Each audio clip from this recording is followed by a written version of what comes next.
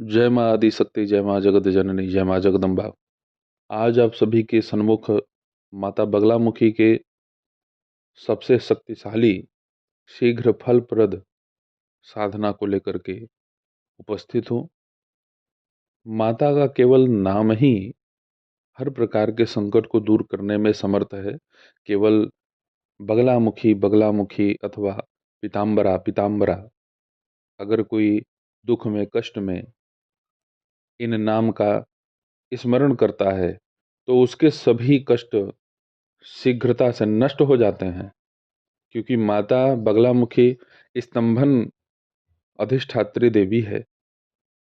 चाहे शत्रु की जिह्वा बांधनी हो, उसकी गति बांधनी हो, उसकी मति बांधनी हो, उसके विचारों को बांधना हो, उसकी बुद्धि को स्तंभित करना हो, सब कुछ माता कर सकती हैं। और माँ केवल स्तंभन के लिए ही नहीं है, माता चारों पुरुषार्थ प्रदान करती हैं। हर प्रकार की दिव्य ऊर्जा ये अपने उपासक साधक को प्रदान करती हैं और बड़ी ही दयालु हैं। माता बगलामुखी, जैसे कहा जाता है कि कलयुग में हनुमान जी का स्मरण करने पर जैसे उनकी अनुभूति होती है, वह शीघ्र सुनते हैं, तो इसी भांति माता बगलामुखी के भी संदर्भ में कहा गया है कि जो भी उपासक साधक माँ बगलामुखी की आराधना करता है, इनके जप तप अनुष्ठान को करता है, तो उसे माँ तत्काल संरक्षण प्रदान करती हैं और उसकी सभी मनोकामनाओं को तत्क्षण पूर्ण कर देती हैं। ये मैं इसलिए कह पा रहा हूँ क्योंकि माता बगलामुखी की महती कृपा हमने प्रत्यक्ष देखी है। बहुत सारे ऐसे तांत्रोक्त उपासक हैं जो बगलामुखी को मलिन क्रियाकलापों में प्रयोग करते हैं। यह अनुचित है। अगर आप अपनी रक्षा सुरक्षा करना चाहते हैं और विवशता है कि नहीं, आपको ऐसा कर्म करना ही है जिसमें वामाचार पद्धतियाँ आए, वह तो अनिवार्य है। इसमें कोई शुद्धता मलिनता का ध्यान नहीं रखना चाहिए, क्योंकि वो क्रिया ही ऐसी है। जहाँ सात्विक बलि का निर्धारण है, आप वहाँ सात्विक बलि देंगे, और जहाँ तामसिक बलि की अनिवार्यता है, वहाँ आप तामसिक बलि ही देंगे। तो माता जगत जननी जगदम्बा बगलामुखी हर प्रकार से अपने साधक उपासक को पुत्र की भांति प्यार करती है। अगर कोई व्यक्ति बहुत पुराने भूत प्रेत की समस्या से पीड़ित है, हर जगह जाके थक चुका है, अब उसको ये है कि अब हमारा कहीं से कोई मंगल हो ही नहीं रहा है, कहीं से कोई हित ही नहीं हो रहा है। बहुत सारे यूट्यूब पर तंत्र मंत्र की साधनाओं को उसने किया, लेकिन अब भी वह विफल रहा, उसके कष्ट दूर नहीं हुए। कोई व्यापार करता है तो व्यापार में उसे केवल हानि ही मिलती है।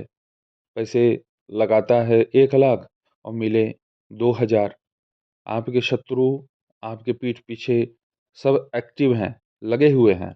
वो चाह रहे हैं कि ये कहीं न कहीं से पूर्ण रूपेण बर्बाद हो, भिखारी जैसा हाल हो जाए इसका।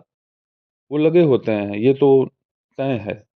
आप कहीं कोई व्यापार करने के लिए अपनी तैयारी बनाओगे, तभी वहाँ पे जाकर के ये सब नीच जो होते हैं, मदिरा का धार दे देंगे, उसमें कच्ची धार मिलाते हैं, वहीं पे वो नींबू की बलि दे देते हैं। तो इस प्रकार से भी टोना टोटका करके आपके व्यापार को बांधने वाले एक से एक महाकमीने पड़े हुए हैं।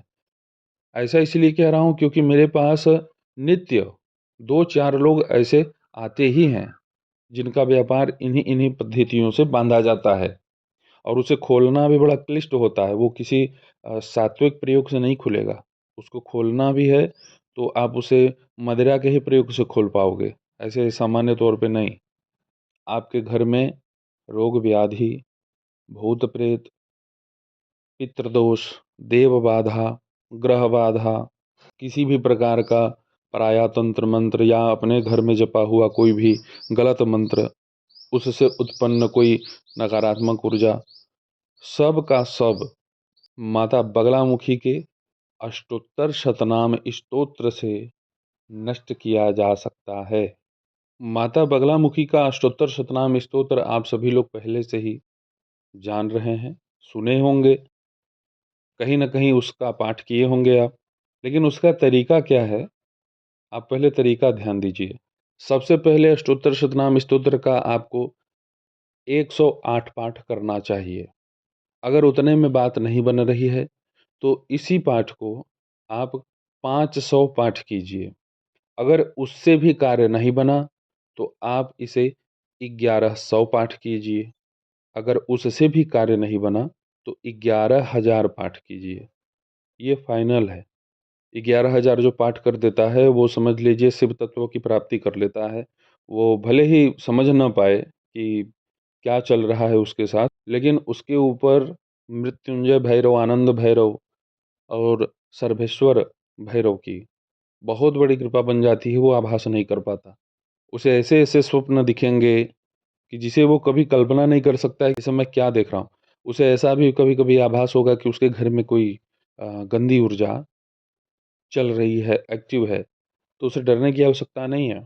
माता बगलामुखी जब अपने गदा का प्रहार करती है ना, अपने भक्त की रक्षा के लिए, उस गदा के प्रहार को झेलने की ताकत बड़े बड़े देवी देवताओं में नहीं है।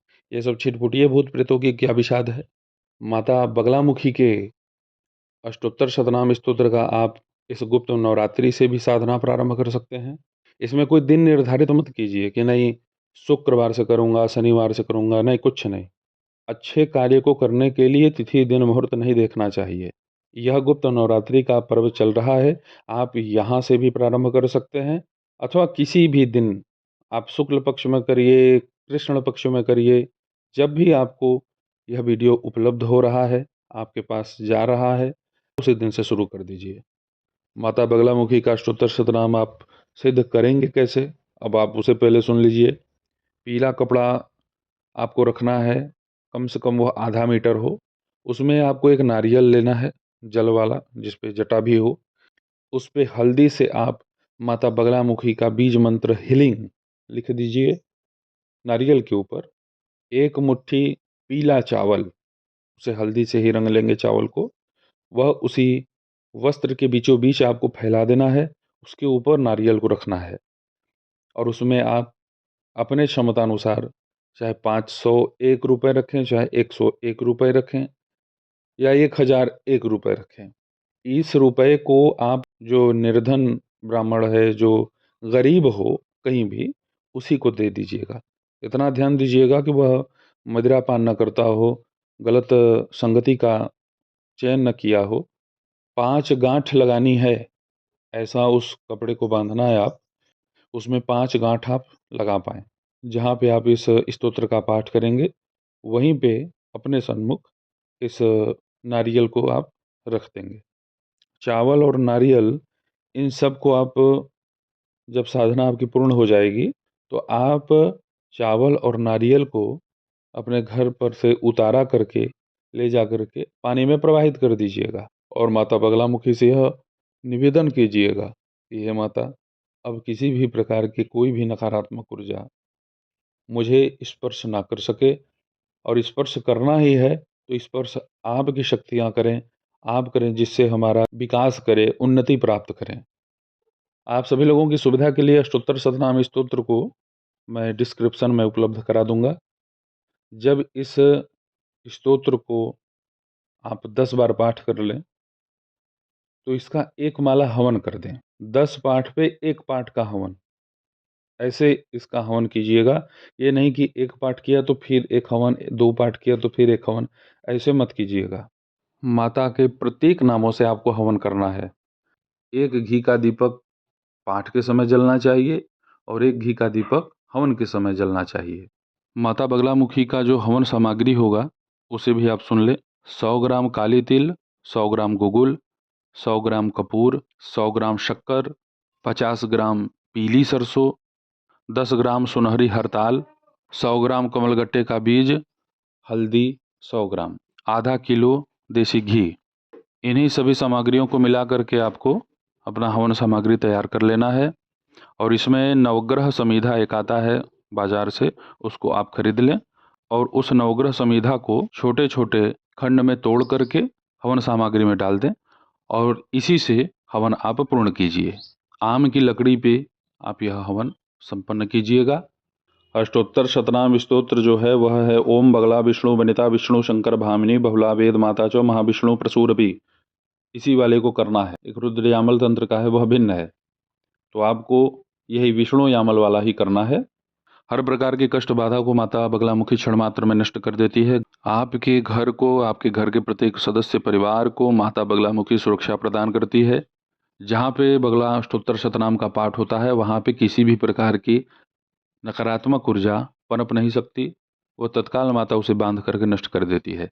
अगर पहले से ही वहाँ कोई गंदी ऊर्जा विद्यमान है या देव देवता की भी शक्ति वहाँ पे विद्यमान है, अगर उससे आपको हानि हो रही है, तो वह भी शक्ति अपने आप वहाँ से स्थान छोड़ देगी, क्योंकि माता पीताम्बरा से बड़ा शक्तिशाली कोई भी शक्ति नहीं है। तो आप सभी पूरी सच्ची श्रद्धा निष्ठा से माता बगलामुखी के इस अष्टोत्तर शतनाम का साधना संपन्न कीजिए। ऐसे ही आप सभी लोगों के सन्मुख में उपस्थित होता रहूँगा दिव्य चमत्कारिक व्यवस्थाओं को लेकर के। तब तक आप सभी अपना ध्यान रखें, सुखी रहें, स्वस्थ रहें। जय माता दी। हर हर महादेव।